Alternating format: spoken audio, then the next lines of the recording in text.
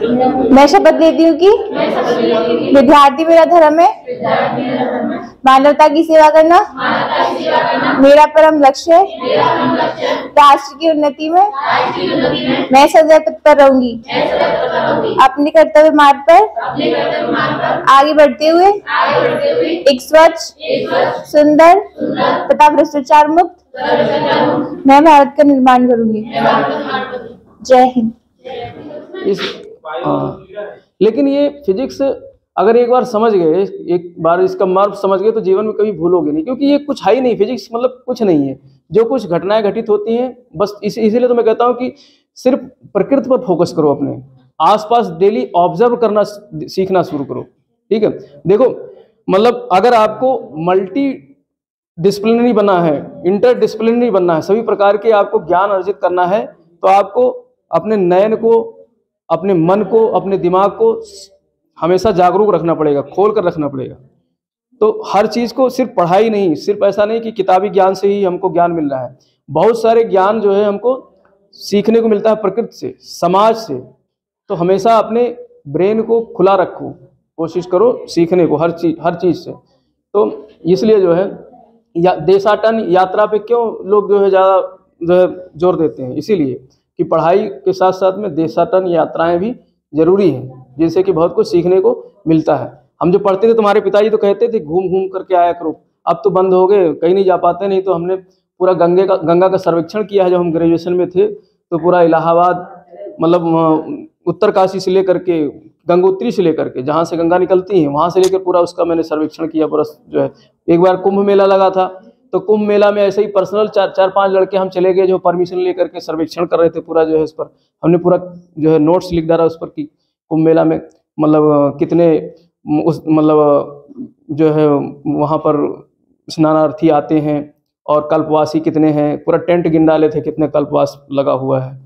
तो मतलब ये सब चीज़ें होनी चाहिए, तभी देखो तभी आपका जो है हर तरीके से विकास होगा। ये नहीं कि बैठ करके बस खाली किताब को बाँच रहे हो, तो उससे किताबी ज्ञान जो है उतना स्थिर नहीं होता है। लेकिन जब आप प्रकृति से जा करके एक्सपेरिमेंट करके ज्ञान को अर्जित करते हो, तो वो ज्ञान हमेशा आपके जीवन में काम आने वाला ज्ञान है। ठीक है, और सिविल वगैरह की परीक्षा यही चीज़ आपसे चाहता है।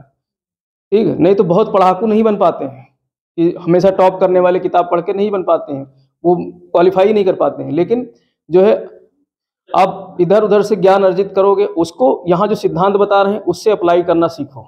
संविधान जो पढ़ा रहे हैं, तो संविधान मतलब आपको हर जगह दिखाई देगा, हर जगह उसका लॉ है, कानून है, लेकिन आप उस नियम को जब जानते रहोगे तो उसको हर जगह अप्लाई करना सीख जाओगे। तो हमारा काम क्या है, हर चीज़ का यहाँ पर ज्ञान देना। अब उस ज्ञान का आपको क्या करना है, व्यवहारिक धरातल पर उतारने का काम आपको करना रहेगा। तो चाहे साइंस हो चाहे कोई भी विषय हो, सबको आप जो है सिद्धांत को सीखना जरूरी है और उसके साथ में उसका व्यवहारिक ज्ञान भी होना जरूरी है। ठीक, तो हम लोग जो है फिजिक्स में अध्ययन कर रहे थे, मोशन वगैरह फोर्स का अध्ययन कर रहे थे।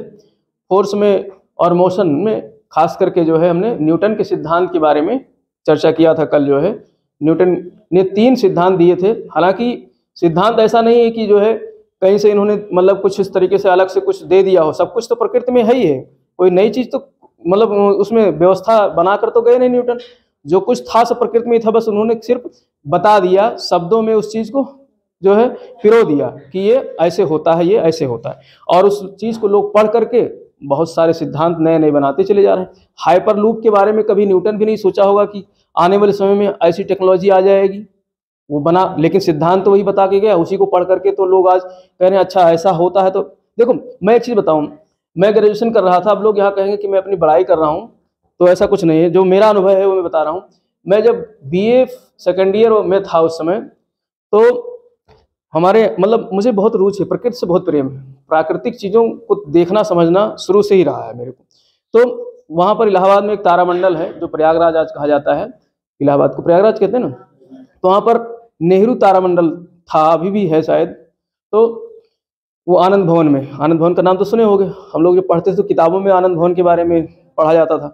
तो आनंद भवन में नेहरू तारामंडल था, तो उसमें हम गए, तो उसमें भाई तारामंडल में क्या है, सब नक्षत्र तारे को दिखाया जाता है। तो वहाँ पर एक वैज्ञानिक जो था नक्षत्र विज्ञानशाला का, तो उसको मैंने बताया कि जो आप यहाँ पर दिखा रहे हो जितनी ऑब्जेक्ट्स हैं ये सारी, मतलब ब्रह्मांड की उत्पत्ति कैसे हुई है, तो इसको हम एक्सपेरिमेंट धरातल पर कर सकते हैं। उसने बोला कैसे?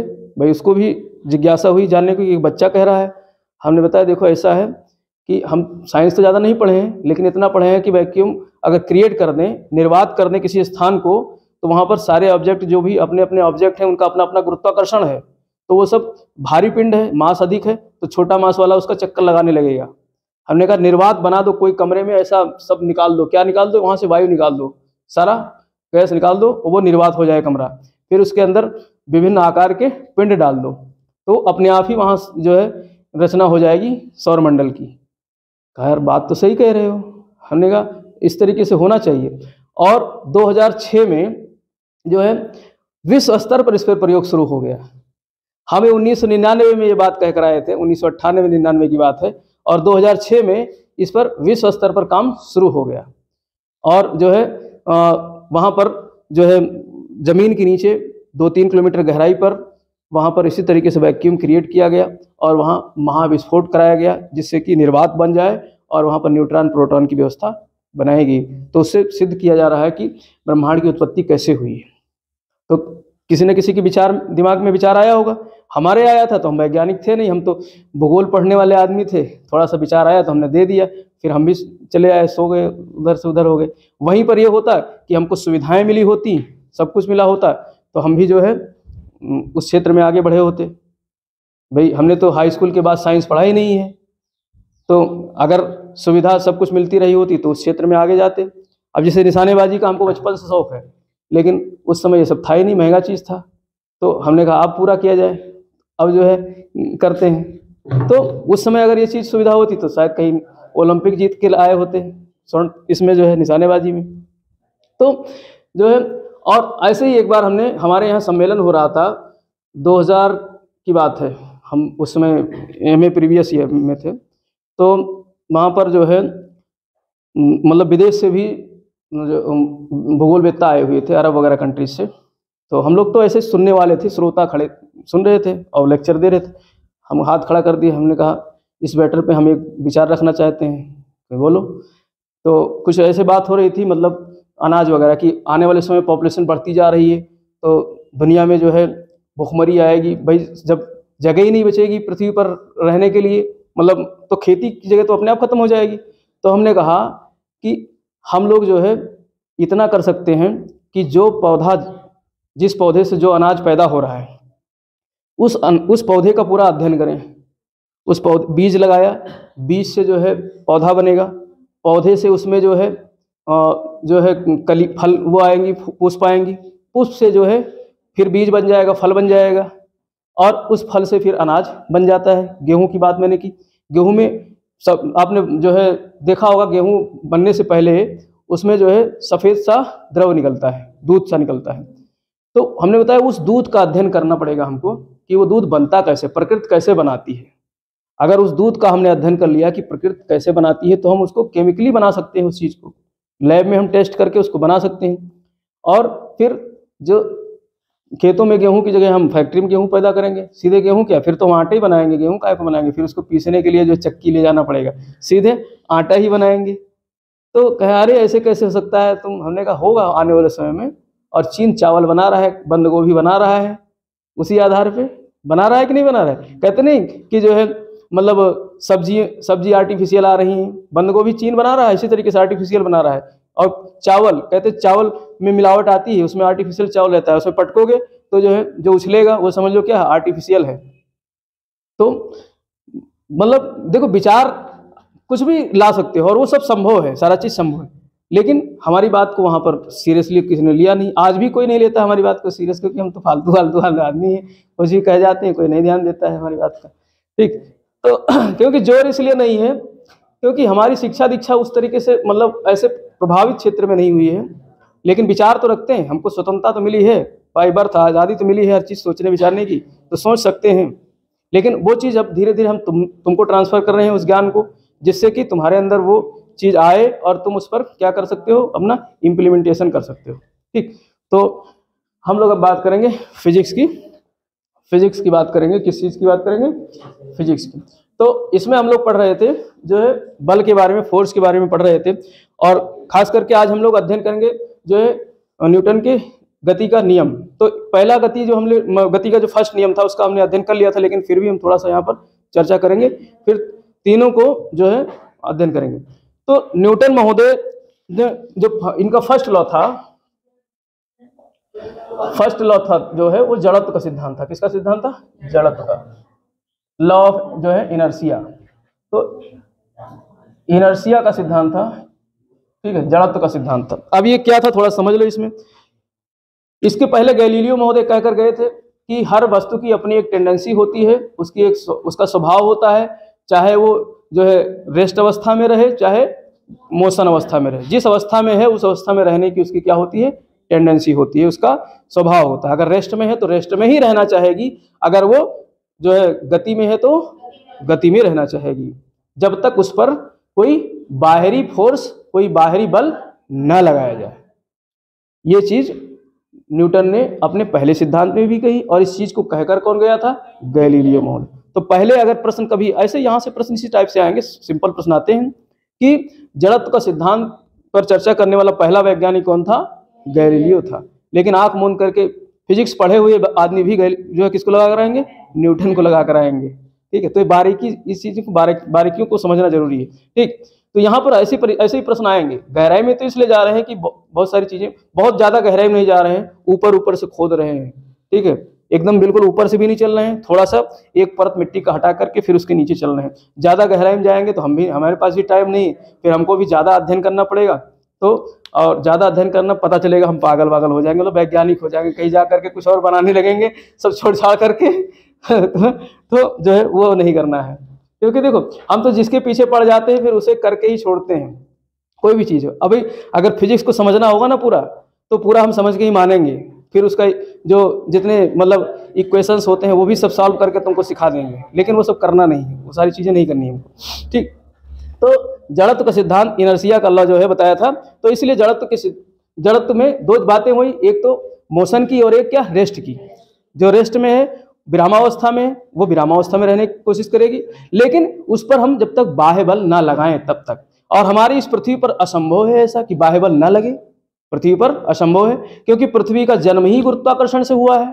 तो जब उसके जन्म में ही, उसके जीन में ही पृथ्वी में, तो फिर गुरुत्वाकर्षण से और भी सारे बल उत्पन्न हो जाते हैं, गुरुत्वाकर्षण से और सारे बल उत्पन्न हो जाते हैं। ठीक, तो जैसे वायुमंडल है तो वायुमंडलीय फ्रिक्शन अपना लगाती है, वायुमंडलीय गैसों का दाब, हवाओं का दाब लगता है, तो फ्रिक्शन बल वहां उत्पन्न होता है। धरातल अपना फ्रिक्शन बल लगाती है। तो इसलिए यहाँ पर ऐसे आदर्श धरातल की संभावना नहीं है पृथ्वी पर। आदर्श धरातल बनाने के लिए वही करना पड़ेगा जो हम बता रहे हैं, वैक्यूम क्रिएट करना पड़ेगा, वहां से हवाओं को निकालना पड़ेगा, खींचना पड़ेगा, मैग्नेट बनाना पड़ेगा, जैसे कि हाइपरलूप सिद्धांत से ट्रेन बनाया जा रहा है। तो हाइपरलूप सिद्धांत कोई अलग सिद्धांत थोड़े नहीं है, वो वही व्यवस्था है जो न्यूटन महोदय बहुत पहले कह कर गए थे कि जो है बाह्य बल आरोपित ना हो तो जो पदार्थ या पिंड, जो वस्तु जिस अवस्था में है उस अवस्था में रहेगी ही रहेगी। उस पर एक बार धक्का मार दिया तो वो भागती रहेगी जब तक कि उसको रोकने वाला कोई बल ना आए। और इस पृथ्वी पर तभी संभव है जब वहां पर ऐसा वैक्यूम क्रिएट किया जाए। अब बल्ब जो हमारे होते हैं, पुराने बल्ब जो आते थे, जो यहाँ लग रहा है 10 रुपये वाला, अब तो बल्ब ऐसे आते हैं एलईडी वाले। तो इन बल्ब में जो है इनको निर्वात किया जाता है, या तो इनमें नियॉन गैस, बहुत हल्की गैस भरी जाती है, या फिर इनको क्या कर दिया जाता है, निर्वात, गैस को उसमें से बाहर निकाल लिया जाता है, जिससे उसमें जो टंगस्टन का पदार्थ है वो चमकता है, जलता है। अगर उसमें गैस ऑक्सीजन का थोड़ा भी मात्रा होगा तो जैसे ही करंट जाएगी फक से फ्यूज हो जाएगा, ठीक है, जलेगा ही नहीं। तो उसको निर्वात इसीलिए कहा जाता है, या बहुत हल्की गैस नियॉन डाली जाती है उसमें। इसीलिए बल्ब को जब पटकते हो तो धड़ाम की आवाज आती है। बल्ब जब पटकते हो तो कैसी आवाज आती है, धड़ाम। क्यों? क्योंकि वहां पर वो निर्वात है और चारों तरफ से हवाएं जाकर टकराती हैं, चारों तरफ से हवाएं, वो कोई दगता नहीं है, चारों तरफ से हवाएं जाकर के टकराती हैं, तो उससे धड़ाम की आवाज आती है। बम जो फटता है, जो हम लोग दिवाली में, शादी में पटाखे दागते हैं, तो पटाखा दगना क्या है, ये सब आगे हम लोग पढ़ेंगे, खैर यहाँ बात आई तो बता रहा हूँ। तो पटाखा जब दागते हैं तो एक भयंकर मात्रा में ऊष्मा वहां पर रिलीज होती है, ऊष्मा निकलती, और ऊष्मा निकलती है तो ताप बढ़ जाता है उस क्षेत्र का, और ताप बढ़ जाता है तो वहां का वायु दाब कम हो जाता है, और वायु दाब कम हो जाता है तो चारों तरफ से हवाएं झपट्टा मारती हैं, और जब चारों तरफ से हवाएं झपट्टा मार के आपस में टकराएंगी तो भाम की आवाज होती है। ठीक, तो ऐसे पटाखे रखते हैं, सबके पीछे वैज्ञानिक कारण है, लॉजिक कारण है। ठीक, तो अब इसको कहो कि ये फिजिक्स समझ में नहीं आ रहा है, तो भैया हम भी सर फोड़ लेंगे, तुम भी फोड़ लो, जो है यही तो फिजिक्स है, यही तो समझना है। अब इसको समझने के लिए कौन आएगा? कृष्ण भगवान स्वयं आ जाए, 18 दिन का जो है यहाँ पर आपको लेक्चर देके जाए, मोटिवेशनल लेक्चर। सबसे इस पृथ्वी पर सबसे पहला मोटिवेशनल व्यक्ति कोई हुआ है तो भगवान श्री कृष्ण स्वयं है, जो 18 दिन सिर्फ मोटिवेशन देते रहे। किसको? मतलब अर्जुन को। 18 दिन तो युद्ध चला था, एक दिन मोटिवेशन देते रहे अर्जुन को बैठा करके कि जो है शस्त्र उठाओ, पाल, सब तुम्हारे सगे संबंधी, कौन है? सब कुछ मैं ही हूँ, जो कुछ हूँ, कोई कुछ नहीं है यहाँ पर। तो जो है वही आकर के समझाएंगे, लग रहा है फिजिक्स तभी समझ में आएगी। ठीक, तो जड़त्व का सिद्धांत पहला नियम था। अब देखो यहाँ पर बल की बात आ गई, यहाँ पर किस चीज की बात आ गई? बल की। और जो सेकंड लॉ था वो बल के इक्वेशन की बात करता है। सेकंड लॉ किसकी बात करता है? बल के इक्वेशन की। तो यहाँ पर इक्वेशन हम लोग नहीं बनाएंगे, लेकिन सेकंड लॉ क्या है इसको हम लोग समझते हैं। देखो, इन्होंने बताया कि जो संवेग है, संवेग में परिवर्तन की दर बल के बराबर होगी। बस ये एक इक्वेशन है, बस इसी को हमको समझना है। संवेग में परिवर्तन की दर, संवेग क्या है अभी सब समझाता हूं, हालांकि कल मैंने समझाया था। संवेग में परिवर्तन की दर बल के बराबर होगा। ये दोनों समानुपाती होंगे। समानुपाती मतलब अनुपात में बराबर होंगे। समानुपाती मतलब अनुपात में बराबर होंगे। जितना बल लगाएंगे उतना ही पिंड में, मास में क्या होगा? पिंड में संवेग उत्पन्न होगा। जितना बल लगाएंगे उतना। तो बल कहाँ से आया हमको? पहले नियम से। बल का सिद्धांत कहाँ से आया? पहले नियम से। जड़त्व के सिद्धांत में बल की बात की गई थी। वहां पर कहा गया था कि जब तक बाह्य बल न लगे किसी पिंड पर, तब तक वो जो है अपने ही अवस्था में, जिस अवस्था में है पिंड, उसी अवस्था में रहने की कोशिश करेंगे। तो ये बात वहां से। लेकिन यहाँ पर कहा गया कि बल एक्चुअली क्या है, इसको समझाया गया है इक्वेशन के मामले जो है तरीके से। तो इन्होंने कहा संवेग में परिवर्तन की दर बल के बराबर होगी। तो इसके लिए इन्होंने जो है फोर्स को जो है बताया कि फोर्स बराबर क्या होगा, जो है मास गुणे एक्सीलरेशन। बस खाली ये इतना इसको समझो। अब इसको हम गहराई से जो है बहुत ज्यादा प्रूफ नहीं करेंगे कि मास गुणे एक्सेलरेशन कैसे आया। बस यहाँ पर एक्सेलरेशन समझेंगे, संवेग समझेंगे और आवेग समझेंगे। आवेग और संवेग एक बार हमने पढ़ा भी दिया था। ठीक, सबसे पहले तो आप मास समझ लो। मास, द्रव्यमान क्या है। हम यहाँ खड़े हैं तो हमारा द्रव्यमान है कि नहीं है भाई? इसको समझाने के लिए और कौन सा उदाहरण लाए? हमारा कोई ना कोई मास है, और जब मास है तो हमारा कोई ना कोई भार होगा, कोई ना कोई भार होगा। यानी मास मतलब पूरी आकृति, पिंड की पूरी क्या हो गई? आकृति। पिंड की पूरी आकृति क्या है? उसका मास है, उसका द्रव्यमान है। क्या है? उसका द्रव्यमान है। ठीक, अब जो कोई पिंड होगा उसका मास होगा तो उसका भार भी होगा। ठीक, और उस पर क्या आरोपण करना है? बल आरोपण करना है। उस मास पर क्या आरोपण करना है? बल आरोपण करना है। और जब बल आरोपण करेंगे तो मास जो है चलेगी कि नहीं चलेगी? मास में गति उत्पन्न होगी। चाहे उसको खींचे, बल दो तरीके से लगा सकते हैं, उसको खींच सकते हैं या धक्का दे सकते हैं। ये तो पेशीय बल हो गया। बल के और भी प्रकार हमने बताए थे ना। तो यहाँ पर सिर्फ एक मतलब ये मान लो कि अभी कोई ऑब्जेक्ट है, कोई वस्तु है, कोई पिंड है, उस पर हम क्या कर रहे हैं? धक्का दे रहे हैं या उसको खींच रहे हैं। ठीक, धक्का दे रहे हैं और उसको खींच रहे हैं। तो वो मास जब मूवमेंट करेगा तो उसमें वेग आएगी। क्या आएगी? वेग, वेलोसिटी उत्पन्न होगी। उसमें क्या उत्पन्न होगा? वेलोसिटी। तो उस वेग में वेलोसिटी, चाल अलग चीज हो गया। चाल तो मतलब एक जो किस उससे चल रहा है, चाल मतलब सीधे से ऐसे चल रहा है। चाल कहीं भी जा सकता है किसी भी तरीके से। चाल तो खैर बिना चाल का तो वेग बनेगा ही नहीं, जब वो चाल में हो जाएगा। लेकिन चाल की जब एक निश्चित दिशा होगी तो फिर वो क्या बन जाएगा? वेग बन जाएगा। चाल और वेग में यही अंतर है। चाल भाई जैसे फकीरा चल दिया, कहीं भी झोला उठा करके, कोई दिशा ज्ञात नहीं है। ठीक है, तो लेकिन अब तुम्हारा क्या है? वेग है। तुम आईएएस की तैयारी कर रहे हो, पीसीएस की तैयारी कर रहे हो, दरोगा बनना है, सिपाही पढ़ना है, तो ये तुम्हारा क्या हो गया? एक तरीके से दिशा ज्ञात है कि नहीं, किधर जाना है। लेकिन दिशाहीन पढ़ाई करोगे तो वो क्या है? चाल है, कहीं नहीं पहुंचोगे। वो क्या है? चाल है, तो चाल चलते रहो, कहीं नहीं पहुंचोगे। वेग से चलना है तुमको, वेलोसिटी में चलना है, एक दिशा पता होनी चाहिए, तब आप उस दिशा में चलो। बस यही अंतर है चाल और वेग में। तो जब हमने जो है किसी मास को जो है चला दिया, उस पर धक्का मार दिया, तो वो उसमें वेग उत्पन्न हो गया। उसमें क्या उत्पन्न हो गया? वेग उत्पन्न हो गया। और जो संवेग होता है, संवेग किस चीज से बना है? मास और वेलोसिटी से। संवेग को पी कहते हैं। संवेग को क्या कहते हैं? पी कहते हैं। मोमेंटम अंग्रेजी में कहते हैं, लेकिन इसका जो है संकेताक्षर क्या है? पी है। तो पी बराबर मास गुणे वेलोसिटी, पी बराबर मास गुणे वेलोसिटी। तो हमको वेग तो पता हो गया, वेलोसिटी मतलब वेग, वेग तो पता हो गया कि कोई मास है, उस पर हमने बाह्य फोर्स लगाया। बाह्य फोर्स कहां से लगाया? पहले सिद्धांत से हमको फोर्स का पता चल गया, ठीक। अब फोर्स पर हम मतलब मास पर क्या लगा दिया? बाहरी फोर्स। मान लो, इमेजिन करो यहाँ पर एक कार खड़ी है, यहाँ पर एक कार बनाए, कार बार कुछ देखो इस तरीके से, ठीक है। हाँ, ये जो है पुरानी कार है, जो पहले ऐसे आती थी। ये कौन सी कार आती थी? लंबी सी, चोंच आगे चोंच पीछे रहता था, ठीक। ये कार है, कुछ कार जैसा ही लग रहा है कि नहीं? ठीक ठीक। अब यहाँ पर जो है चुन्नू मुन्नू खड़े होकर धक्का मार रहे हैं, ठीक, धक्का मार रहे हैं, फोर्स। और धक्का क्या है? फोर्स है, बल है। क्या है? बल है, ठीक। अब ये कार, इसकी प्रारंभिक स्थिति ये है, कार जहां खड़ी है उसकी क्या है? ये प्रारंभिक स्थिति। फिर जब धक्का लगाया तो इसमें जो है वेलोसिटी उत्पन्न हो गई, चाल उत्पन्न होगी, लेकिन एक निश्चित दिशा में धक्का मारा है, तो फिर उसमें क्या उत्पन्न होगी? वेलोसिटी, वेग। तो उसमें वेलोसिटी उत्पन्न हो गई, ठीक। अब ये कोई भी गति हो सकती है, 10 किलोमीटर प्रति घंटा, कुछ भी हो सकती है।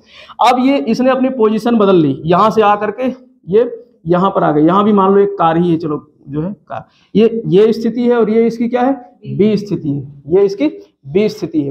तो यहाँ पर फोर्स लगा, फोर्स से इस कार की प्रारंभिक स्थिति में परिवर्तन हुआ, और ये बी स्थिति पर पहुंच गई। ये कहाँ पहुंच गई? बी स्थिति पे। और इसमें पहुंचने में कुछ समय लगेगा कि नहीं लगेगा?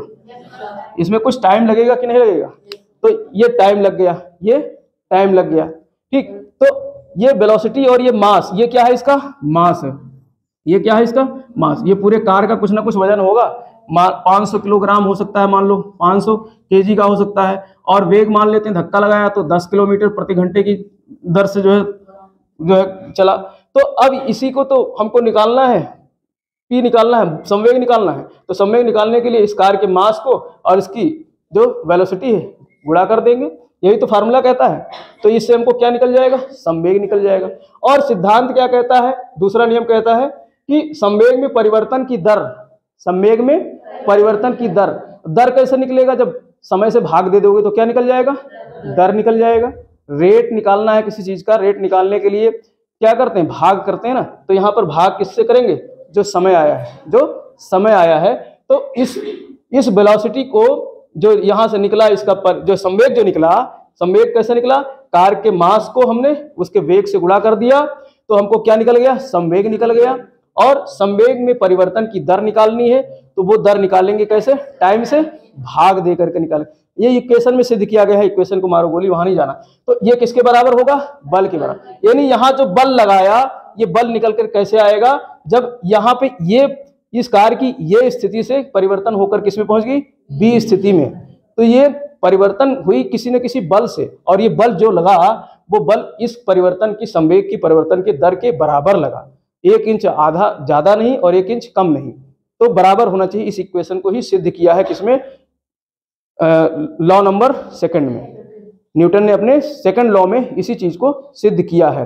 तो यहाँ पर सिर्फ संवेग की बात की गई है। और मैंने एक आवेग बताया था, एक क्या बताया था? आवेग। एक बताया था मैंने, आवेग। आवेग को इंपल्स अंग्रेजी में कहते हैं। मतलब आवेग क्या है? कम समय में अधिक बल, कम समय में अधिक बल। तो इसका फार्मूला भी क्या था? बल गुणे समय, बल गुणे समय। तो इसको कहते हैं इंपल्स, आवेग, ठीक। अब जैसे क्रिकेट की गेंद है, मतलब सचिन महोदय ने जैसे ही बॉल आई और उस पर क्या किया? मार दिया, जो है छक्का नहीं मारा, नहीं तो कैच कैसे करेंगे भाई? छक्का के अंदर ही है, बॉल उठ गई। अब वो जो है किसी न किसी संवेग से आ रही होगी, उस पर फोर्स उत्पन्न हुआ। बैट ने क्या किया? उस पर फोर्स दिया। देखो अब इसको लॉजिकली समझो। बैट ने, मतलब उधर से बॉलर ने बॉलिंग की, बॉलिंग भी किसी स्पीड से आई होगी, किसी न किसी संवेग से आई होगी, क्योंकि एक दिशा में आ रही ना, तो संवेग ही है। दिशा क्या है उसकी? स्टंप की तरफ। उसको तो स्टंप लेना है, तो वही तो उसकी क्या हो गई? दिशा होगी। बॉलर ने एक वेग से फेंका किसको? जो है बॉल को। अब बॉल सचिन के बैट से टकराई। अब टकरा करके जो है छक्के की तरफ जा रही थी, लेकिन छक्के से पहले ही वो नीचे गिरने लगी और वहां पर एक खिलाड़ी खड़ा है और वो फिजिक्स नहीं जानता है। ठीक, हम जैसे लोग खड़े हो गए और हाथ ऐसे कर दिए और आई धड़ाम हाथ में गिरी और हाथ हमारा तोड़ गई और बॉल भी कैच में नहीं आई, नीचे गिर गई। लेकिन फिजिक्स का सेकंड नियम अगर पढ़ रखा है, समझ रहे हैं, तो फिर उसके आवेग को, उसके इंपल्स को कम करने के लिए जो है यहाँ पर हम फार्मूला लगाएंगे। क्या फार्मूला लगाएंगे? कि जो संवेग से बॉल आ रही थी, मान लो 80 की स्पीड से आ रही थी वो बॉल, तो हम क्या करेंगे कि उस बॉल को एकदम बिल्कुल उसकी गति को एकदम जीरो नहीं करेंगे। अगर हाथ ऐसे करके रोक लिया तो उस बॉल की स्पीड क्या होगी? एकदम से कम समय में तुरंत जीरो हो जाएगी, और तुरंत जीरो होगी तो उससे नुकसान हमारे हाथ को होगा। तो उसकी स्पीड को कम करने के लिए, अब ऐसा तो है नहीं कि ऊपर लपक करके गए और उससे जो है उस पर ऐसे हाथ साफ कर रहे, धीरे धीरे ऐसा नहीं करेंगे। तो हम क्या करेंगे? अपने स्पीड को, अपने हाथ की स्पीड को 20 की गति से या 10 की गति से बैक करेंगे, उसी दिशा में। बैक का मतलब जिस दिशा में बॉल आ रही उसी दिशा में आगे पीछे लेंगे, उसी दिशा में पीछे लेंगे। तो अब हमने कुछ स्पीड लगाई और उधर से एक स्पीड आ रही थी, दोनों स्पीड मिल करके कुछ ना कुछ काउंटर फॉइल करेंगे ना, उसकी स्पीड यानी अब यानी एक तुलना में तो बॉल की जो संवेग थी वो क्या होगी? कम होगी। तो हम जैसे ही ऐसे नीचे लिए तो हमारे हाथ में झटका कम लगेगा, बहुत कम लगेगा। खिलाड़ियों को तो महसूस भी नहीं होता क्योंकि वो रेगुलर ही करते हैं, लेकिन हम जैसे लोग पहली बार ले रहे हैं तो कम टूटेगा हाथ। ठीक है भाई, उनकी बॉल वो वाली थोड़ी नहीं होती है, कौन सी जो हम लोग खेलते हैं, कौन सी खेलते हैं वो वाली 20 रुपए वाली, क्या कौन सी बॉल जिसमें वो प्यारा सा वो बना रहता है, मुख वगैरह बना रहता है, उसके वो क्या कहते हैं, स्माइल बना रहता है रबर की। तो वो तो आती है जो कॉर्क वाली बाल आती है, तो कॉर्क वाली बाल तो वैसे हाथ तोड़ देगा धड़ाक। अच्छा, पहले हम लोग गांव में जो है बॉल वगैरह नहीं होता था, तो चारकोल का बहुत लोग खेलते थे। हमारे जो है गांव के खिलाड़ी, खैर हम लोग तो खैर उस समय बहुत छोटे थे, तो देखते थे जो हमारे चाचा वाचा खेलते थे, तो जो चारकोल होता था, जिसको तारकोल कहते थे हमारे यहाँ, डामर जिसको कहते हो, तो डामर को क्या कर लिया? गोला बना लिया डामर। भैया उससे खेलते थे, और जिसको पड़ेगा तो उसको तो छेद कर देगा, तो उससे फुटबॉल वो जो है क्रिकेट खेलते थे। ठीक है, फिर बाद में जब हम लोगों का समय आया तो हम लोग साइकिल के ट्यूब को काटते थे, जो फटी हुई ट्यूब होती थी, साइकिल पंचर हो गई, ट्यूब घर में पड़ा है, तो उसको पतला पतला काट करके फिर उसका क्या बनाते थे? गेंद बनाते थे, बॉल बनाते थे, फिर उससे संपोलिया खेलते थे। हाँ, क्रिकेट तो खेले ही नहीं, मतलब जो है 7 गिट्टी रख ली, फिर निशाना लगा के उसको गिराते थे, और फिर जब फूट गया तो फिर भागते थे, और उसके बाद में वो गेंद जो है अगर हमको किसी ने थ्रो करके मार दिया तो जो है हार गए, और अगर जोड़ दिए तो फिर जीत गए। तो फिर जोड़ने के बाद मतलब संपोलिया जीत गए। तो अब तुम लोग क्या कहते हो पता नहीं। और लच्छी दाढ़ी खेलते थे, लच्छी दाढ़ी पेड़ पे चढ़ जाते थे जो है, फिर कूदते थे क्या कहते हैं तुम लोग? हाँ, तो जो भी है, तो हाँ चलो, तो यहाँ पर हाँ, तो वो जब बॉल आ रही थी संवेग से, तो उसके संवेग को, उसके जो है मोमेंटम को कम करने के लिए खिलाड़ी ने क्या किया? अपने हाथ को पीछे किया। तो ये सेकंड लॉ का मतलब एक उदाहरण है, काउंटर जो है एग्जाम्पल है कि इस तरीके से हम आवेग, उसका वेग है, उस वेग को जब उसके कुछ वेग से हम अपना हाथ पीछे करेंगे तो फिर हमारे ऊपर जो उसका आवेग है, आवेग मतलब कम समय में झटका, कम समय मतलब जो है जोर का झटका लगेगा, तो वो ज़्यादा महसूस नहीं होगा, तो उसका आवेग जो है इतना ज़्यादा हमारे हाथ पर नहीं आएगा। तो ये एक इसका दूसरे लॉ का उदाहरण। तो दूसरा लॉ सिर्फ यही चीज़ है जिसमें जो है संवेग में परिवर्तन की दर बल के बराबर होगी। ठीक, तो ये चीज़ सिद्ध किया है इक्वेशन के माध्यम से। यहाँ इक्वेशन हम लोग नहीं समझ रहे हैं, यहाँ पर सिर्फ ये समझ लो कि ये मास है, और इस मास पे जो अपना फोर्स लग रहा है, तो इसकी प्रारंभिक अवस्था में परिवर्तन हुआ, अब यहाँ पर इसी को सिद्ध करने के लिए इसको P1 मान लिया, इसको P2 मान लिया, P2 माइनस P1 कर दिया। अभी इक्वेशन में सिद्ध करेंगे, कहोगे क्या पढ़ाने लगे, जो है गणित पढ़ाने लगे, गणित से वैसे एलर्जी है तुम लोगों को, तो गणित नहीं पढ़ा रहे हैं, ठीक है। तो यहाँ पर बस सिर्फ ये इसका न्यूटन का ये सेकंड नियम है। इससे बस खाली यही प्रश्न आता है कि सेकंड नियम मतलब में अगर 2-3 बातें दे दी गई तो वहां पर एक बात ये भी रहेगी कि संवेग में परिवर्तन की दर बल के बराबर होगी। और चूंकि ये चीज सिद्ध किया था न्यूटन महोदय ने, तो इसलिए बल की जो यूनिट होती है क्या होती है, न्यूटन होती है। अब ये प्रश्न यहाँ से आएगा कि बल का मात्रक क्या है, न्यूटन है, ठीक है। क्योंकि न्यूटन ने इस चीज को सिद्ध किया था, तो फिर उनको मतलब उनके सम्मान में, हालांकि वो नहीं कह के गए थे, बाद में वैज्ञानिकों ने उनके सम्मान में जो है बल की मात्रक को न्यूटन मान लिया। तो ये यहाँ से प्रश्न आएगा बस। तो ये सेकंड लॉ हो गया। अब थर्ड लॉ की बात क्या करेंगे। अब इसी से जुड़ा हुआ थर्ड लॉ है, इसी से जुड़ा हुआ, सब एक दूसरे से जुड़े हुए हैं। पहले लॉ से हमको क्या मिल गया कि बल मिल गया, पहले लॉ से हमको बल मिल, और दूसरे लॉ से बल का जो है हमको क्या मिल गया, समीकरण मिल गया। बल का क्या मिल गया, समीकरण मिल गया। बल का समीकरण क्या है, संवेग में परिवर्तन की दर, संवेग में परिवर्तन की दर, यही बल का समीकरण है, बस इतना जान लो, ठीक। तीसरा लॉ हमारा क्या कहता है कि जब संवेग उत्पन्न हो गया, बल उत्पन्न, अब कोई जो है पिंड जो है संवेग से आएगी, तो वो संवेग से आकर के जिस भी पोजीशन पे आकर टकराएगी, अपने जिस अवस्था में आकर के, जहां पर भी वो आकर के मतलब टक्कर मारेगी, तो फिर टक्कर मारने के बाद में उतना ही जोर का झटका वो भी मारेगा जिसको उसने जो है टक्कर मारा है, जिस मतलब पिंड पर आकर टकराई है। मतलब दो पिंडों का होना जरूरी है। तो जब दूसरे पिंड पे वो टक्कर मारी, तो वो उसने तो क्रिया किया, जो पहले आकर के टक्कर मारी, फिर वो उसी पे विपरीत बल उत्पन्न करेगा। उसी पर क्या उत्पन्न करेगा, विपरीत बल, तो प्रतिक्रिया उत्पन्न करेगा। इसीलिए थर्ड लॉ को कहा जाता है क्रिया प्रतिक्रिया का नियम। थर्ड लॉ को क्या कहा जाता है, क्रिया प्रतिक्रिया का नियम। तो प्रश्न यहां से पूछा जाता है कि जो है न्यूटन के किस सिद्धांत में क्रिया प्रतिक्रिया का नियम कहा गया है, तो न्यूटन के तीसरे सिद्धांत को क्रिया प्रतिक्रिया का नियम कहा गया है। अब क्रिया प्रतिक्रिया का नियम क्या है, इस बंदूक से समझो, ठीक। अब इस बंदूक में जो है हमने क्या भर दी, गोली भर दी, ठीक है, ये गोली है।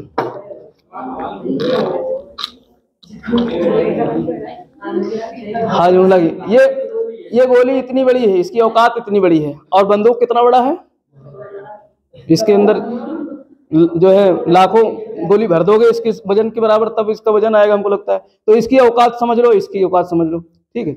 अभी ये समझते रहो, तभी आगे इस चीज को समझ पाओगे। तो जब इसमें गोली भरी, गोली भर दी, लोड कर दिया, ठीक। अब ये बंदूक लोड हो गई, ठीक है। अब इसको क्या करेंगे, हम शूट करेंगे ना। तो जब शूट करेंगे तो इसमें से गोली निकलेगी, क्रिया करेगी, गोली निकलेगी, ठीक। शूट किया, अब ये जो है गोली निकली, तो उसने क्या किया, मतलब फोर्स उत्पन्न किया, पीछे भी बैक में जाएगी, हमारे मतलब बैक में आएगी।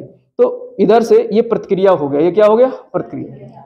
अब ये दोनों की औकात मैंने बात की थी, गोली इतनी छोटी सी और बंदूक इतना बड़ा है। गोली तो बहुत दूर निकल जाएगी, गोली का संवेग तो बहुत तेज होगा, तो वो बहुत दूर निकल जाएगी, क्योंकि बंदूक के सामने गोली बहुत छोटी है, उसका औकात वजन के हिसाब से बहुत कम है। तो जो इसका झटका लगेगा, पीछे जो इसका झटका लगेगा, वो गोली के बराबर थोड़े नहीं चला जाएगा कि गोली जितनी आगे गई उतने पीछे बंदूक चला जाएगा। क्योंकि इसीलिए मैंने पहले औकात की बात की थी, दोनों की औकात देख लो, उसकी औकात इतना है और इसका औकात तो बहुत बड़ा है। तो अब ये थोड़े नहीं कि उतना ही बल तो बराबर लगेगा, बल दोनों में बराबर। गोली छूटने में जो बल लगा, वही बल गोली छूट करके पीछे जो है प्रतिक्रिया स्वरूप जो विपरीत बल उत्पन्न होगा वो भी बराबर होगा, सेम उतना ही होगा, 1 इंच ज्यादा नहीं, 1 इंच कम नहीं।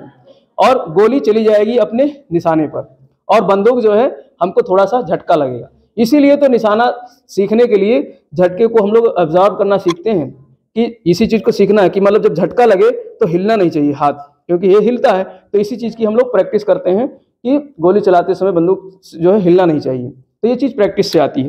तो ये नियम क्या हो गया, क्रिया प्रतिक्रिया। तो यहाँ से हम ये बात सीख सकते हैं कि कोई भी वस्तु, कोई भी जो है वस्तु जब किसी पिंड से टकराती है, तो वो अपना बल तो लगाती ही है, और दूसरा पिंड जो है जिससे टकराई है, वो पिंड भी जो है विपरीत बल उत्पन्न करेगी। जैसे थप्पड़ वाला, किसी को हमने आवेग में तमाचा मारा और उसका गाल भी उतना ही बराबर का फोर्स उत्पन्न करेगा, लेकिन गाल क्या है, नाजुक है, ठीक है, तो उतना ज्यादा चोट हमारे इस हाथ को नहीं लगेगा, हमारे इस हाथ को नहीं लगेगा। डंडी से मारते हैं किसी के हाथ पे, तो हाथ पे जितने चोट लग रहा है उतना ही चोट उस डंडी को लग रहा है, ठीक है। तो ये क्रिया प्रतिक्रिया का नियम इसको बोलते हैं, इसी को क्या कहते हैं, क्रिया प्रतिक्रिया का नियम। यानी जितना बल आप जो है, जितना बल पहला वाला पिंड लगा रहा है उसकी प्रतिक्रिया स्वरूप दूसरा वाला पिंड भी लगाएगा। जैसे अब दीवार पे जैसे कोई जो है टक्कर मार रहा है, अब दीवार गिर नहीं रही है, वो दिख नहीं रहा गिर नहीं रही है, लेकिन दीवार भी उतनी फोर्स से आपको धक्का मारेगी, जितनी तेज आप उस पर धक्का मारोगे उतनी तेज वो दीवार भी धक्का मारेगी आपको। लेकिन अगर जोर का झटका लग गया किसी मतलब ट्रक वगैरह से, तो दीवार गिर जाएगी, दीवार गिर जाएगी। तो जो वो दीवार जो गिरी, उसने कोशिश तो किया उतने ही बल उत्पन्न करने को, लेकिन उसकी औकात जितनी थी उतने उसने रोका, तो उसका कुछ ना कुछ जो है कुछ एनर्जी जो थी, उसका बल जो था वो दीवार में अप्लाइड हो जाएगा। तो अभी आगे हम लोग पढ़ेंगे संवेग का संरक्षण नियम। तो इसके कुछ उदाहरण हैं, क्रिया प्रतिक्रिया के नियम के कुछ उदाहरण हैं, इसको समझ। जैसे बंदूक वाली होगी, बंदूक से हम जब गोली चलाते हैं तो गोली आगे जाती है और इसका झटका पीछे महसूस होता है। तो ये मतलब जो है झटका उतना तेज नहीं होता है, क्योंकि ये भारी होता है, इसीलिए लंबे नाल वाली बट वाली बंदूकें बनाई जाती हैं कि उनकी स्पीड मतलब ज़्यादा दूर तक मार करें और झटका भी कम आए। जितने छोटा गन होगा उसकी जो है मतलब निकलने वाली गोली है उतना ही दूरी कम हो जाएगी, ठीक, क्योंकि उसका चाल नहीं बन पाता है, गोली का चाल नहीं बन पाता है नाल। जितनी लंबी नाल होगी उसका चाल उतना ही ज़्यादा बनेगा उसमें। तो इस तरीके से जो है जैसे रॉकेट का उदाहरण, बंदूक के साथ ही जैसे तोप है। तुमने कुछ मूवी देखी होगी, कौन सी मूवी थी जिसमें तोप जो है चला रहे थे, एक तो उसकी आई थी केसरी, हाँ केसरी वगैरह में। तो उसमें क्या है, जैसे तोप आग लगाते हैं तो तोप से गोला निकलता है और बहुत झटका लगता है, तोप मतलब पीछे 2-4 कदम तक पीछे चला जाता है पहिए से। तो क्यों, क्योंकि भाई गोला उसमें से निकला बहुत फोर्स से, तो उसने भी जो है प्रतिक्रिया उत्पन्न किया, तो प्रतिक्रिया उत्पन्न किया तो वो तोप भी पीछे खिसकेगा। वही अब ऐसे ही चलते हैं हम, चलने का भी क्या उदाहरण है, क्रिया प्रतिक्रिया के नियम। जब हम आगे पैर बढ़ाते हैं तो पृथ्वी हमारी जो है पुश करती है, हमको क्या करती है, पुश करती है, धक्का लगाती है, तभी तो हम आगे बढ़ पाते हैं। नहीं तो आप जो है बर्फ की जो है सतह पर नहीं चल सकते हो, क्योंकि वहां पर जो है क्रिया प्रतिक्रिया का नियम ही नहीं काम करता है। वहां पर जो है चिकनी सतह है और चिकनी सतह पर फ्रिक्शन बल ही नहीं उत्पन्न होता है, तो वो भी क्रिया प्रतिक्रिया का नियम हो गया। पृथ्वी पर चलना ये किस, तो प्रश्न यहाँ से बनेगा, पृथ्वी पर हमारा पैदल चलना किस नियम के अंतर्गत है, तो क्रिया प्रतिक्रिया के नियम। बंदूक से छोटी गोली या फिर जो है आपका रॉकेट जब दिवाली में हम छोड़ते हैं तो रॉकेट ऊपर जाती है, उसका धुआं नीचे आता है, धुआं नीचे आता है, तो वो धुआं जो नीचे आता है, जो गैस नीचे आता है, वही उसकी क्या है मतलब प्रतिक्रिया स्वरूप वो विपरीत बल लग गया, उसका क्या है विपरीत बल हो गया, रॉकेट उतने ही ऊंचाई चला जाता है। तो वो तो दिवाली के छोटे रॉकेट होते हैं, बड़े रॉकेट होते हैं तो उसमें उसी प्रकार से ईंधन भरा जाता है, उसी प्रकार से उतना ईंधन भरा जाता है, और वो ईंधन जब खत्म हो जाता है तो फिर मतलब उसकी एक निश्चित दूरी तक उतना ईंधन भर दिया जाता है कि इतनी दूरी तक रॉकेट जाएगा। उसके बाद में वो कक्षा में जो कुछ भी ले गए, रॉकेट को ऐसे थोड़ा नहीं उड़ा दिया जाता, उसमें कुछ ना कुछ सैटेलाइट भेजा जाता है। रॉकेट तो ये क्या है, यान है। जिस तरीके से बाइक से हम लोग सवार होकर के कहाँ आते हैं, पढ़ाने रहले ही आते हैं आगरा से, ऐसे ही वो जो रॉकेट है वो क्या है, व्हीकल है, यान है। उस पर क्या भेजा जाता है, सैटेलाइट भेजा जाएगा, या किसी को सैर करना है, घूमना है, तो उनको बैठा करके सैटेलाइट उसमें भेज दिया जाएगा, ठीक। तो उसके आगे जो है सबसे आगे पूरा पीछे जितना बड़ा रॉकेट का वो सारा दिखता है पिंड, देखिए रॉकेट का, तो पीछे सब ईंधन भरा होता है, सब क्या होता है, ईंधन भरा होता है। वो जब हम लोग पढ़ेंगे स्पेस टेक्नोलॉजी में तो वहाँ पर पूरा उसका जो है डीएनए करेंगे, पूरा कितने चरणों में ईंधन होता है सारा अध्ययन करेंगे वहाँ, ठीक है। तो इस तरीके से जो है रॉकेट क्रिया प्रतिक्रिया के नियम से ही चलता है, क्रिया प्रतिक्रिया के नियम से ही चलता है। तो ये जो है न्यूटन का तीसरा लॉ है, न्यूटन का तीसरा लॉ। इसी प्रकार से तैराक पानी में क्या करता है, तैरता है।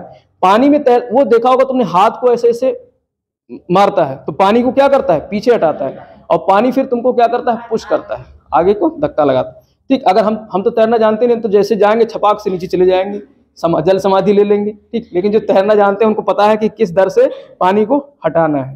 तो इसलिए व्यवहारिक ज्ञान अलग है और थ्योरेटिकल ज्ञान अधिक। बहुत फिजिक्स पढ़े हो, क्रिया प्रतिक्रिया का नियम जानते हो और पढ़ के गए, कहे हमें तो पता है कि इतने स्पीड से हमको पानी हटाना है, और सीधे ताव में आकर के और कूद गए नदी में, पता चला निकले कहीं दूसरी जगह, डेड बॉडी निकली।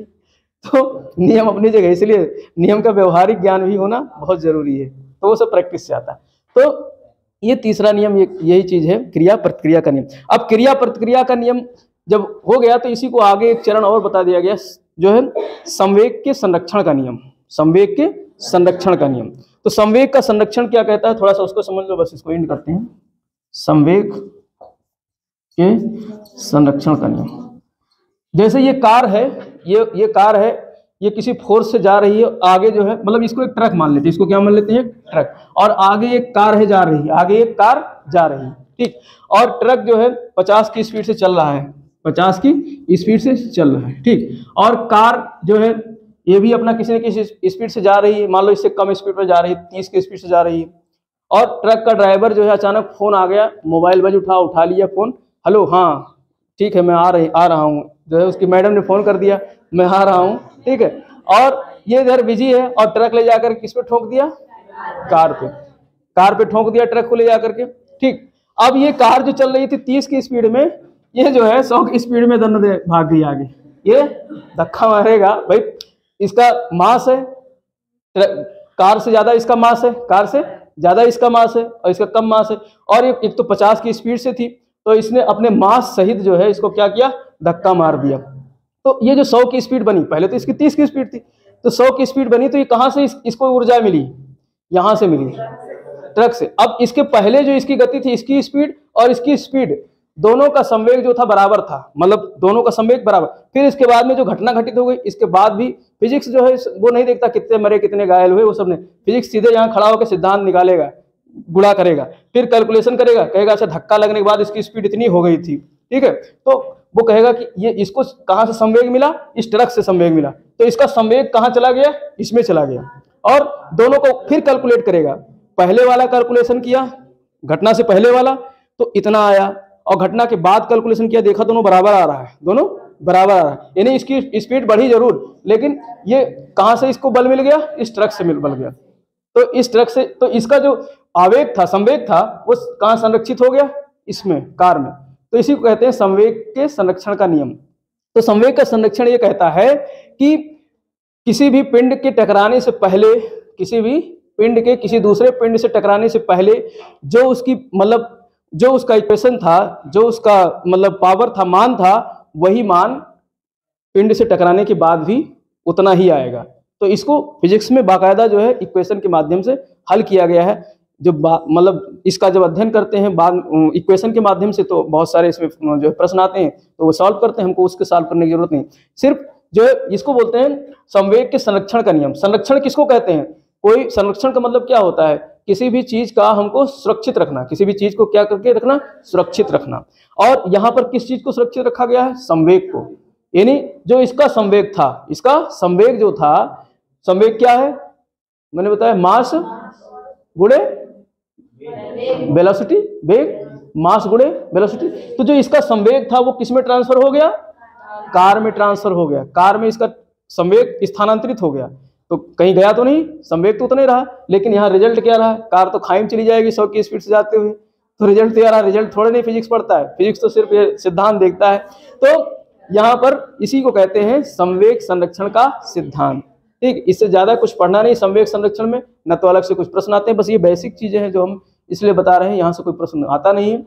तो संवेग संरक्षण सिद्धांत जो है फिजिक्स का यही जो है किससे संबंधित है कि संवेग के दूसरे पिंड में ट्रांसफर का, संवेग का दूसरे पिंड में ट्रांसफर का ही नियम क्या है, संवेग संरक्षण का सिद्धांत है। बाकी हम लोग जो है संरक्षण पढ़ेंगे, पर्यावरण संरक्षण करेंगे, ये सब करना है, वो तो अलग चीज है। तो संरक्षण शब्द क्या है, कंजर्वेशन, किस चीज का कंजर्वेशन करना, संवेग का कंजर्वेशन करना।